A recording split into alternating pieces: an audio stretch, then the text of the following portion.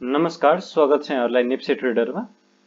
हिजोको वृद्धि पश्चात चाहिँ आज चाहिँ एउटा करेक्सन देखिएको छ। आज मार्केट 28.46 अंकले चाहिँ आज झरेको छ, जुन चाहिँ 1.27% ले हुन आउँछ। र आज चाहिँ हाम्रो बजारले एकदमै महत्त्वपूर्ण लेभलमा चाहिँ आज सपोर्ट लिएको जस्तो देखिन्छ।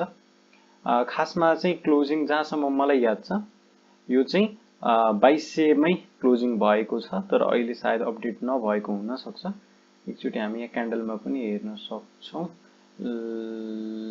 सायद 299.14 मा चाहिँ क्लोजिङ दिएको जस्तो मलाई लाग्छ। यदि टीएमएस खोलेर हेर्ने भइरहे चाहिँ एक्ज्याक्ट देखिन्थ्यो है। र केही फरक पर्दैन, 2200 को हाराहारीमा चाहिँ सपोर्ट लिएको जस्तो चाहिँ आज हाम्रो मार्केटले देखिन्छ। आज सुरुवाती चरणमा पनि आज मार्केट एकदमै ड्रास्टिकली खसेको थियो है। त्यो पनि 2200 को लेभलमा सपोर्ट लिएर फेरि बाउन्स ब्याक आएको थियो। फेरि एउटा लोअर हाई बन्दै मार्केट बढिरहेको थियो। यहाँसम्म त पोजिटिभ थियो हैन।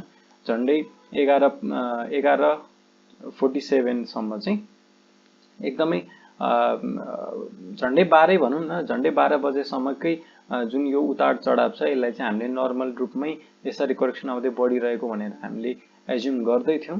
र त्यसपछि चाहिँ 12 बजेबाट चाहिँ एउटा सेलिङ प्रेसर आएको छ र मार्केट चाहिँ लगत्तै घटिरह्यो र फेरि चाहिँ 2200 मा चाहिँ टुङ्गेको जस्तो देखिन्छ आज बजार है।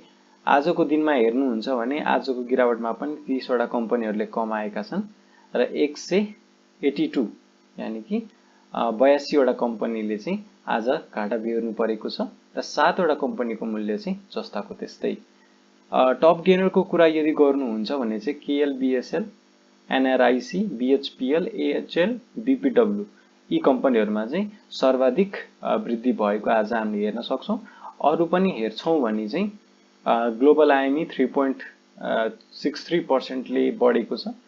त्यस्तै एउटा म्युचुअल फन्ड रहेको छ एनएमबी एचएफ1, त्यस्तै अपी पनि आज बढेको छ 3.47% ले। एनबीएफ2 पनि बढेको छ आज, यो पनि एउटा म्युचुअल फन्ड रहेको छ। अर्को अभियान लघु वित्त र मकर यिनीहरुमा चाहिँ एकदमै सर्वाधिक वृद्धि चाहिँ हामीले हेर्न सक्यौं। त्यस्तै टप लुजरको कुरा यदि गर्नुहुन्छ भने चाहिँ एउटा म्युचुअल फन्ड रहेको छ एनआईएम, एनआईबी, एलजीएफ, त्यस्तै एलएसी ले चाहिँ आज एकदमै घाटा बेहोर्नु परेको छ 6.25% को।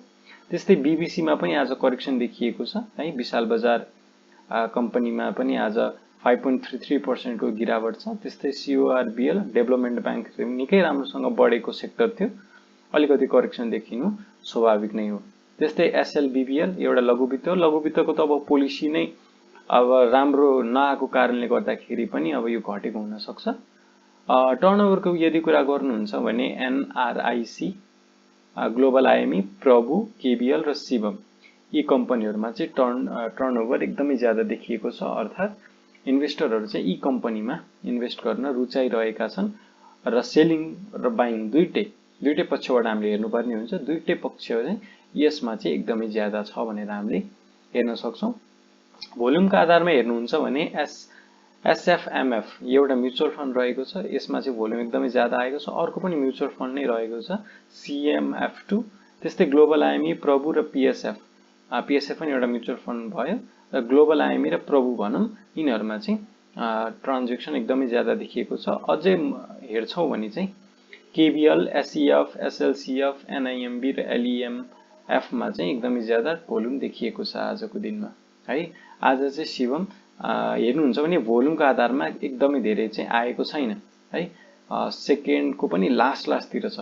सो घट्दै जाँदाखेरि शिवममा भोल्युम कम आउनुको मिनिङ चाहिँ के भयो भन्दाखेरि इन्भेस्टरहरु चाहिँ शिवमलाई घटिरहेको बेलामा बेच्न तयार छैनन् है, सस्तो मूल्यमा दिन तयार छैनन् भन्ने कुरा चाहिँ हामीले बुझ्न सक्छौं। ट्रान्ज्याक्सन वाइज हेर्नुहुन्छ भने ग्लोबल आईएमई, एमईएल, प्रभु, केबीएल र एनआरआईसी मा चाहिँ ट्रान्ज्याक्सन एकदमै ज्यादा देखिएको छ। एमईएल मा ट्रान्ज्याक्सन पनि ज्यादा भयो र आज बढेर पनि गएको छ है। एमईएल कम्पनी चाहिँ आज हेर्नुहुन्छ भने 2.27% ले चाहिँ बढेको छ, झन्डै 5 रुपैयाँले है।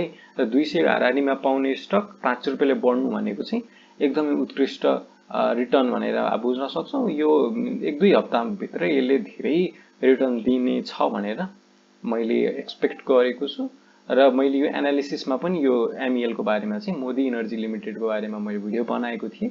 यसमा पोटेन्शियल छ भन्दै आज बढी नै हाल्यो। मार्केटको मन्दीमा पनि आज यो बढ्न चाहिँ सकेको छ। मन्दी नभनौँ, अब एउटा सानो करेक्सन भनेर हामीले बुझ्नुपर्ने छ।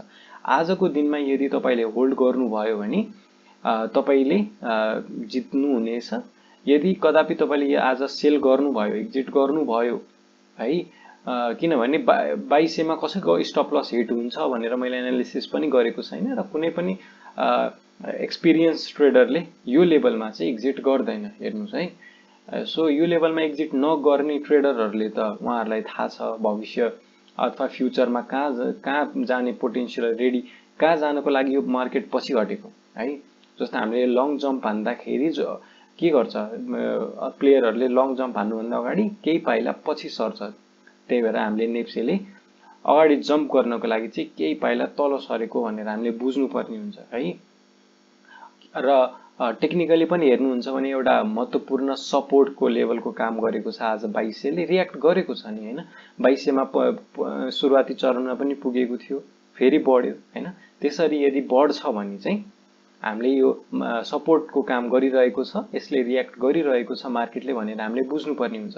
त्यसकारण यता अहिले चाहिँ यो प्राइसमा है, अहिलेको तपाईले भर्खरै हिजो अस्ति चाहिँ एकदम एक्साइट भएर किन्नु भयो र आज खातामा नआइकन तपाईसँग भक्कै स्टकहरु बेच्दिनु भयो भने त यसरी त तपाईले लोअर लोमा चाहिँ बेचेको अब त्यही स्टक फेरि किन्नु पर्यो भने चाहिँ तपाईले चाहिँ त्यही आफ्नै स्टक किन्दाखेरि महँगो मूल्य तिर्नुपर्ने स्थिति हुन जान्छ है। टोटल आजको दिनभरिको टोटल टर्नओभर हेर्नुहुन्छ भने 4.5 अर्बको आएको छ है। यो जुन जहाँसम्म लाग्छ हिजोभन्दा अलिकति धेरै हुन सक्छ, किनभने सबैलाई बढ्छ भनेर आश थियो। सुरुवाती चरणमा मार्केट निकै राम्रोसँग बढी पनि रहेको थियो हैन, त्यसकारण भोल्युम आइहाल्यो। त्यसपछि लगातार घट्दाखेरि कतिले प्यानिक भएर सेल गर्नुभयो हैन, कति लगानीकर्ताले, कतिले किने। मैले चाहिँ अलिकति थपेकै छु आज, किनभने आज आउने प्राइसमा सायदै भोलिको दिनमा पाउन सकिने छ जस्तो मलाई लाग्छ है। त्यस्तै अब आजको दिनमा 265 वटा कम्पनीको स्क्रिप्टको कारोबार भएको छ हैन। ट्रान्ज्याक्सन पनि हेर्नुहुन्छ नि 71,102 को भएको छ हैन। सो अब चाहिँ टेक्निकल रूपमा हेर्नु भन्दा अगाडि चाहिँ हामी सेक्टर वाइज एकचोटि एनालिसिस गरौँ। आज बैंकिङ इन्डेक्समा चाहिँ 2% को करेक्सन आएको छ है। 2% करेक्सन हामीले स्वाभाविक रूपमा लिनुपर्ने हुन्छ, किनभने बैंकिङ इन्डेक्स केही दिनदेखि एकदमै राम्रोसँग बढिरहेको थियो र बैंकिङ इन्डेक्स मैले हिजो पनि एनालिसिसमा भनेको थिएँ, बैंकिङ इन्डेक्स बढेको आज भोलि मात्र हो, भोलिदेखि खासै बढ्छ जस्तो चाहिँ मलाई लाग्दैन भनिरहेको थिएँ र नभन्दै आज करेक्सन चाहिँ आएको छ। अब बैंकिङ इन्डेक्स किन बढ्यो त है, त्यो हामीले सोच्नुपर्ने कुरा हो। त्यो एकछिनमा हामी जाउँला, त्यसको बढ्नुको कारण एकछिनमा हामी डिस्कस गर्नेछौँ। त्यस्तै डेभलपमेन्ट बैंक आज 3.5% को करेक्सन आएको छ। फाइनान्स 1.9% ले आज झरेको छ। होटल एन्ड टुरिज्ममा पनि करेक्सन देखिएको छ 1.01% ले। होटल एन्ड टुरिज्म निकै राम्रोसँग बढिसकेको सेक्टर हुनाले गर्दाखेरि केही समयसम्म यसमा करेक्सन हुन सक्ने अथवा साइडवेज हुन जाने जस्तो चाहिँ मैले प्याटर्न देखेको छु। मार्केट बढ्दाखेरि थोरै बढ्ने र घट्दाखेरि चाहिँ घटिरहने लगातार जस्तो चाहिँ अब प्याटर्न बनेको छ। यहाँबाट सकेसम्म लगानीकर्ताहरू चाहिँ केही टाइमलाई निस्केर सेक्टर शिफ्ट गर्नेतिर रुचि देखाएको छ भनेर हामीले पनि बुझ्न सक्छौं है।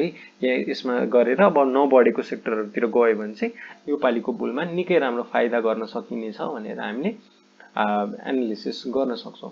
हाइड्रो पावर आज थोरै करेक्सन आएको छ है, 0.50% ले मात्र, किनभने खासै बढेको पनि छैन। अलरेडी आफ्नो लोतिर हुने भएकोले गर्दाखेरि चाहिँ यसमा एउटा सानो करेक्सन मात्र देखिएको छ। हाइड्रो पावर हेर्नुहुन्छ भने पोजिटिभ नै छ। इन्भेस्टमेन्ट हेर्नुहुन्छ भने 1.45% ले घटेको छ। लाइफ इन्स्योरेन्स 1.16% ले घटेर गएको छ। म्यानुफ्याक्चरिङ 1.89% ले घटेको छ, जसमध्ये आज सिमम पनि पर्छ। माइक्रो फाइनान्स 1% ले, म्युचुअल फन्ड 0.95% ले बढेको छ। आजको दिनमा अलिकति भए पनि ग्रीन हुन सक्ने स्टक है, यो सेक्टर भनेको चाहिँ म्युचुअल फन्ड र अदर इन्डेक्स भन्ने 2.87% ले नै बढेको छ है। जबकि यसमा लिस्ट भएको मध्ये 11 वटा कम्पनी चाहिँ घटेकै छ, एउटाको अनचेन्ज छ र 9 वटा कम्पनीहरु चाहिँ राम्रोसँग बढेको हुनाले गर्दाखेरि चाहिँ आज एकदमै राम्रो आज मार्केटले अलिकति भए पनि सस्टेन गर्न अथवा राहत दिने खालको वृद्धि चाहिँ अदर इन्डेक्सको रहेको छ। नन लाइफमा पनि राम्रो र्याली आउन सक्ने सम्भावना छ। आज यसमा करेक्सन आए, आशा छ तपाईहरुले नन लाइफमा पनि अलिअलि केही किन्नु भयो होला। 1.14% को आज गिरावट छ। ट्रेडिङ इन्डेक्स 2.92% ले चाहिँ आज झरेको छ, जसमध्ये सीटीसी र बीबीसी पनि पर्छन् है त। अब टेक्निकली चाहिँ कस्तो देखिन्छ भन्नको लागि चाहिँ हामीले टेक्निकल चार्टमा आउनुपर्ने हुन्छ। यहाँ यदि हेर्नुहुन्छ भने चाहिँ एउटा 2200 को लेभलमा चाहिँ एउटा महत्त्वपूर्ण सपोर्ट रहेको र आज मार्केटले चाहिँ यही सपोर्टमा चाहिँ क्लोजिङ लिएको छ है। यो चाहिँ आफैमा पनि एउटा सपोर्टको लेभल हुन पनि गयो र अब भोलिको दिनमा यदि यसरी सानो करेक्सन आउनु त स्वाभाविक हो, किनभने भोलि त 63 अंकले बढेको थियो। सो आज चाहिँ 30 अंकको गिरावट, 28 अंकको गिरावट भनेको छ। के भयो त? के नि भएन नि, अलरेडी हायर हाई बनाएको थियो। घाटो कसलाई भयो त? हिजो किन्नेहरुको खातामा त पोर्टफोलियोमा आकै छैन। कसले बेच्यो त भन्दाखेरि जुन लगानीकर्ताहरुले यहाँ तलतिर किनेर प्रफिट कमाउन खोज्नु भएको थियो, उहाँहरुले प्यानिक अब मार्केट झर्दै गर्दाखेरि अलिकति सेल गर्नु भयो थियो होला हैन। सो त्यसकारणले अहिले नेगेटिभ हुनुपर्ने त्यस्तो केही पनि छैन है। यदि फेरि तपाई यहाँनिर डराएर बेच्नु भयो र भोलिदेखि बढ्न थाल्यो भने तपाई त यहाँ तल पर्नु भयो नि त। त्यसकारणले गर्दाखेरि चाहिँ अहिले बेच्दाखेरि भन्दा पनि इन्डिकेटरहरुलाई भरोसा राख्नुस्। इन्डिकेटरहरु पोजिटिभ नै छ, त्यसकारणले अहिले चाहिँ सेल गर्न आवश्यकता छैन। यसरी यदि मार्केट बढ्छ भने एक दिन रेड क्यान्डल बन्दैमा मार्केटले चाहिँ हामीले जज गर्न चाहिँ हुँदैन। यदि हिजोको पनि जुन यो क्यान्डल अनुसार जुन 22 सिग्नल जेनेरेट भएको थियो त्यसको हाफ भन्दा पनि माथि छ। त्यसकारणले गर्दाखेरि यो आजको क्यान्डल सेल सिग्नल दियो भनेर चाहिँ भ्यालिड भइसकेको चाहिँ छैन। आगामी दिनमा घट्दै जान्छ भने चाहिँ हामीले नेगेटिभ हुन सक्ने चाहिँ हुन्छौं। तर यसले अलरेडी हायर हाईको सृजना गरिसकेको भएर चाहिँ तपाईले चाहिँ आत्तिनु पर्ने चाहिँ अहिले जरुरत छैन, किनभने ब्रेकआउट हिजो भइसकेको छ। आज रिटेस्ट गर्न आएको पनि हुन सक्छ र यहाँबाट फेरि करेक्सन सकिएर मार्केट माथि नै जान्छ जस्तो चाहिँ टेक्निकल एनालिसिसले अथवा क्यान्डल वाइज पनि त्यही भनिरहेको छ। अब कन्फर्मेसनको लागि चाहिँ हामीले जस्तै इन्डिकेटर लगाएर हेर्न सक्छौं। पहिलो नम्बरमा आरएसआई हेर्न सक्छौं। आरएसआई यो करेक्सन एउटा स्वाभाविक पनि थियो, किन भन्दाखेरि चाहिँ हिजो एक दिनको बढाइले के गर्यो भन्दाखेरि आरएसआई लाई झन्डै स्याचुरेसन पोइन्टमा पुर्याइसकेको थियो क्या। जस्तै तपाईको हिजो कहाँनिर पुगेको थियो भन्दाखेरि 73 मा पुगिसकेको थियो हैन। सो यहाँनिर हुँदाखेरि 73 मा पुग्नु भनेको के हो भन्दाखेरि 80 पुग्न त टाइमै लाग्दैन थियो हैन। यहाँबाट त करेक्सन आइहाल्छ। सो बढ्ने रुम पनि हुँदैन थियो। त्यसकारण एउटा करेक्सन आउनु चाहिँ एउटा स्वाभाविक नेचुरल मार्केटको वृद्धिको लागि चाहिँ यो आवश्यकता पनि थियो। अब हेर्नुस् है, अल टाइम हाईमा छौं हामी लास्ट र्यालीको हैन, र आरएसआई पनि घटेर कहाँ पुग्यो भन्दाखेरि 66 मा आइपुगेको छ के है। लास्ट टाइम यो 66 मा हुँदा हाम्रो मार्केट कहाँ थियो भन्दाखेरि 2165 60 तिर थियो हैन। अहिले आरएसआई त्यही पोइन्टमा आउँदाखेरि हेर्नु त हाई माथि नै छ नि त। त्यसकारणले गर्दाखेरि यस्तो करेक्सन आउनु भनेको चाहिँ हाम्रो मार्केटकै लागि राम्रो कुरा हो, तपाई हाम्रै लागि राम्रो कुरा हो। भविष्य उज्जवल नै देखेको छु मैले है। अर्को इन्डिकेटर एमएसीडी लगाएर हेराउन चाहे मैले। एमएसीडी अनुसार पनि हेर्नुहुन्छ भने यसको बाइ सिग्नल स्टिल भ्यालिड छ। हिस्टोग्राम पोजिटिभ एरियामा बढिरहेको छ है। त्यसकारण एमएसीडी अनुसार पनि डराउनु पर्दैन। आरएसआई अनुसार पनि अहिले 60-50 को लेभलसम्म पनि यदि करेक्सन हुन्छ भने त्यसलाई हामीले पोजिटिभ रूपमा लिनुपर्ने हुन्छ है। त्यस्तै अर्को इन्डिकेटर मैले बोलिङ्गर ब्यान्ड देखाउन चाहे। आज पनि बोलिङ्गर ब्यान्डलाई चाहिँ छोएको छ है। अप्पर ब्यान्डलाई चाहिँ छोडेको चाहिँ छैन।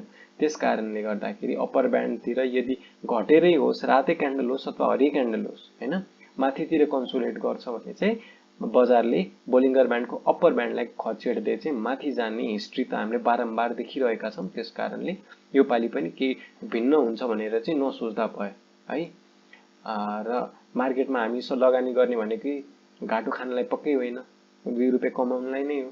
त्यसकारण यो पाली अब अलिअलि 10-5% को प्रफिट हेर्ने हैन कि हामीले चाहिँ अब डबल ट्रिपल बनाउनुतिर जानुपर्छ। बबुलको सुरुवात भइसकेको छ। झन्डै 2.5 वर्षदेखि बियरिशमा हामीले सर्भाइभ गरेको थियौं है। अब चाहिँ भविष्य मैले उज्जवल देखेको छु। र त्यति भन्दै आज मैले यो भिडियो यही अन्त गरे। भिडियोलाई अन्तिमसम्म हेरिदिनु भएकोमा धेरै धेरै धन्यवाद। भिडियो कस्तो लाग्यो, राम्रो लागेमा लाइक गरिदिनु होला एउटा, र च्यानलमा नयाँ हुनुहुन्छ भने चाहिँ यो च्यानललाई सब्स्क्राइब गरेर यो सानो परिवारमा जोड्न सक्नुहुन्छ। हस् त आजलाई यति नै, भोलिको दिनमा फेरि भेट्नेछौँ। धन्यवाद।